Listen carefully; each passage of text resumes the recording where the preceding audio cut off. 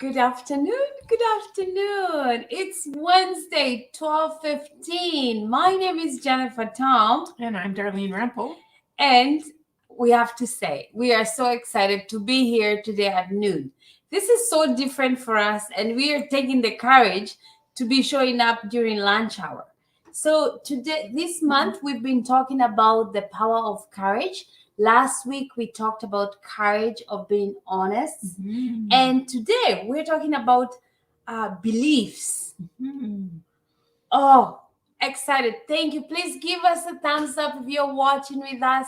Thank you, Francis, for tuning in. And please share with us what beliefs how did you learn? What beliefs do you believe? Did you learn? Darlene said nicely. Most of our beliefs or how we react to loss is what we've learned or been taught in childhood. So we come with a set of beliefs that we have got from our parents, from our environment, from the circumstances we have, and often we just accept those as the correct way, and we keep applying them to our lives, even though sometimes they aren't helpful. I like that. That's friends, darling. She says it just nicely. For me, I show up, I get too excited because it's time to connect. I love connection. Like, seriously, I love you, friends who are tuning in. I love to be connected with you and to be discussing these things. And remember, our Stronger Life Connections is all about us sharing lessons learned from life and loss. So, belief today. And before we go there, I want to say we just recorded a podcast. We did. With a guest that was so amazing. And please check out our podcast, Grief Talk. And it was all about the power of courage and being honest. Yeah. So to start off, let's talk about belief because I love this one. When I was growing up, and I would cry for some reason because I was a kid. Anyway, let's say I was at school and I was bullied, or I lost my sweater, or something happened when I was away, like I was out of our home. I would come home and my mom would say, go cry in your room. How many of us have been told, go cry in your room? You know, it sounds very simple, and there's a reason why parents do that. I'm not blaming my mom for saying that, but sometimes kids is just like, go cry in your room. So as I grew up, when I go through a loss or a life event, guess what? I tend to go into my room and cry by myself. And it has taken me courage to be able to share, with a friend who's I trust, to be able to talk about my pain. But I wasn't born like that. This is something I learned. So the question that we are asking today, what belief did you grow up with? And how does it affect how you deal with loss? And remember, when we say loss, it means we talk about grief and loss. It's any loss. It could be loss of a loved one, loss of finances, loss of trust, broken relationships. How do you deal with that? For me, I go into my room and cry by myself. But here is the thing, my friend. Grief, we're not meant to do it alone. Yes. Grief is meant to be done together. So what belief did you grow up with, and how did it impact your life? I love that. Darlene, do you want to add on that? Yeah. So we all, and sometimes we learn beliefs, and it's not about what people say; it's about what people don't say. So I grew up in a home where we did not express emotions very much, so we didn't talk about our feelings very much, and again. My mom had some limitations in her communication. She had some hearing problems, so we didn't always talk a lot. So I never learned. I learned not to talk about things or verbalize things. And so what I'm just learning through the grief recovery method and just how we've been working is that I internalized everything. I didn't know how to process verbally, and so I didn't talk about things because I hadn't grown up. I didn't know how, I wasn't used to verbally talking to somebody about things. What I found, so we're doing a group recovery method, the grief recovery method, and the most some of the most impactful things is for me just to be able to verbalize those losses and those feelings, and have somebody to listen to that. And yeah, so it's not always what we say or what was said to us. It can be, but it's also what we just learned from what wasn't said to us. That is so good. Thank you, September, for joining us. I love what you just said, September. I didn't get to observe loss being a process that takes time to work through. It is work. It is work. I've figured that out. It is work. It is work. And our beliefs affect how we do this work. Our belief affects how we do this work. And there's another one that everybody tells us, like, another belief is like, don't feel bad. Don't feel bad. So we grow up, life event happens, and we're not supposed to feel bad. And I love Darlene's analogy, how she could share with us, when you told don't feel bad, how does that affect you? If you grew up being told don't feel bad, and then a life event happens, how does that affect you, Darlene, in regards to loss? Well, it stops us from feeling, right? If we aren't supposed to feel bad, we usually replace it, often a lot of times with food. In my family, it was ice cream. Whenever we wanted to do, we had a bad day or we just wanted to do things, we always ate ice cream. That was our treat. So if we're not allowed to feel, we either replace it or we just stuff it because we aren't supposed to feel bad.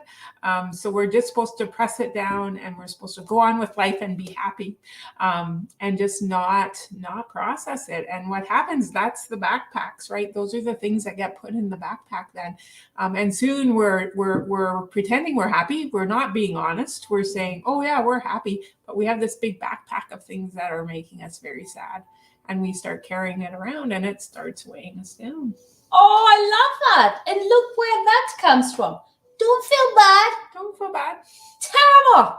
That's another belief that we grow up with. Then we carry it. And then I love the analogy of the kettle. So you don't feel bad. And just imagine it's like a kettle with a boiling kettle with a cork in the spout, right? Yeah. And it boils and boils because don't feel bad. And at some point, what happens, darling? It's gonna explode. It's gonna explode. So that's what we are talking about today. This myth. We have another good one. Just give it time. Oh yeah, we also have another comment. Oh, I love that. Oh yeah. I grew up with the belief that it was embarrassing to show emotion. It was a sign of weakness. Oh my goodness. Powerful. So how does that impact your life? Right? Right. Darlene, do you want to comment on that? Yeah. Well, just like you said, if we're embarrassed, right, and it's a sign of weakness, we try our very best to be strong because we don't like to show our weaknesses. And so, yeah, we don't allow ourselves to be weak. We don't allow ourselves to cry, to be upset. And we spend so much energy trying to stay strong and not show any signs of weakness. Yeah, that can be a huge burden. Yeah, that's huge. Thanks for sharing. Thank you for sharing. We love that. You see, we all have these beliefs. We all have these beliefs. And then we grow up and then life events happen. And then we are told, oh, we need to do the work. I mean, with the beliefs that we grew up, how do you do the work? Yeah. And that's why Darlene and I are so passionate about this work or sharing with you what we've learned, because even from When Flowers Aren't Enough, the book that we wrote, we give examples of these myths. And I believe to have courage, number one, we have to have that awareness. Yeah. And just like September said, when we get that new perspective, I never thought of that way. It is okay for me to feel bad.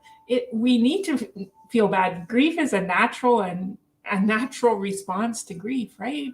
And so, yes, we do need to feel bad. So thank you for sharing that, September. Yeah, we love it. I think I'm loving this noon hour. I love this noon hour. Thank you, Annette, for joining us. I love it. Sending you all big hugs. Annette says, I'm grateful I grew up with a being told to cry if I was feeling bad. Mm. So I feel comfortable with my own emotions and the emotions of others. Powerful, That's so good. Annette, powerful. And guess what? Annette serves so many people. Mhm. And Annette is like what I see. You have your oxygen mask Mhm. on, and that's why you're able to serve others to help them through this process. Thank you so for your good. leadership and sharing and all the work you do. And I love our other comment from, I don't know who, but just about those sign of weakness. So as a result, I have stuffed my emotions, and now the steam is coming out of the kettle in an explosion. Yes, that is what happens. Thank you for sharing with us. Thank you. You've like Darlene and I talk about it, and we all have that kettle that We do. that burst at some point, and you do something, and you're like, "Wow, I can't believe I did that." Just a real story. I had my kettle, and one time I took a glass and threw it through the window. That's a sign of a kettle. And when I did the work, I realized, wow, because I didn't know I had that stuffed pain that was in, but I exploded in a way that I didn't even think I would. And sometimes it's not the outburst. At least for me, when my kettle is about to explode, I just disconnect. And I can actually be talking to somebody and thinking, I'm not even there. I'm trying, but so I think there's different reactions to that explosion. One can be that where you explode, and another can be where you just shut down and you can't function anymore. Yeah. Oh, we have another belief we have to share. Be strong for others. How many of us have heard that you have to be strong? You have to be strong for others.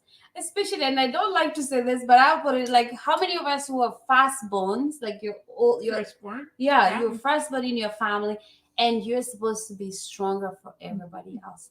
And Darlene has a story about how I do. Yeah, please share that. That's again. I wasn't the oldest. I was actually the youngest, but I was always maybe quiet. I didn't have the outward struggles because I didn't express my emotions. And so I remember my mom saying, "You're the responsible one. You're the one. I don't have to worry." So my dad was going in through cancer treatments, and my mom is like, "Oh, you're here now. I don't have to worry." And it just made me, I couldn't have any problems. I had to be the strong one for everybody. And I never had that opportunity to share, even though I was hurting inside, I always was the strong one because my problems weren't as bad as other people's problems. Oh, I love that. Thank you, darling. And when you've been told that so many times to be strong, so an event happens in your life, you can't even express your emotions because you have to. You can't share because you're supposed to be the one who's you've got it all this figured out. So that's another belief that we grow up with, right? And the last one we're gonna share, because it's lunchtime and we don't want to take much of your lunchtime break, is replace the loss. Oh yes. How many of us are guilty? And I have to share a really personal story. Talk about life, like as we share with you, we are learning too. And I think I've shared this before, but I'll share again. Our daughter had a rabbit, a pet, and unfortunately the rabbit died. And I think it was a week later, we bought a dog. So guess what we did? Replace the loss. So what are we teaching her? That if you lose something, just replace. That's another belief. And I had to go back and reverse because we've done this work, and now I know there's actually something called replacing the loss. So anybody who would like to share with us how that belief has come in, because we all have it, or we see it all the time, whether it's broken relationships, we just go and you replace it. whether it's a pet, you replace it. Whether it's you just like, it's a belief that we learned. So we were just here. We're here to just share about these beliefs that affect how we deal with life losses. September, thank you. I feel bad when I dump on others, which makes it harder to share. Oh, that's so good, September. And this is how we share this a lot about sharing with a trusted friend or a group or our connection here. But also, I have learned something. If you meet a friend that you can share and they listen to you with a heart, with ears, instead of listening with the Brain in the intellectual, that's a good friend. So let's all watch out for friends who listen with a heart, with ears, and not only watch out for those friends, but us as all of us. Let's practice to listen with a heart, with ears. I love that. Right? Yeah. Well, this has been great sharing. We have just want to tell you again, if you want more information about beliefs and how to process or how to evaluate those beliefs and to have a place where you can share and how to complete your losses, we do have this wonderful group that we're doing where it's amazing to have a group of people that can come together. We learn the right tools, we evaluate our beliefs, we share. And then we complete our losses, and we're so excited about it. And we're going to have an information session on December 1st, where you can come and learn about the different, it's called the grief recovery method. You can come and learn about the things that we're learning. And then we're planning to have another group on January 18th. We're planning to start another group. So we are so excited to share this information and just invite you to be part of this amazing group that works together and listens with ears. Yes. And thank you for sharing your lunch with us. We appreciate you. We appreciate all the comments. And until next Wednesday, please check out our podcast about courage. Thank you.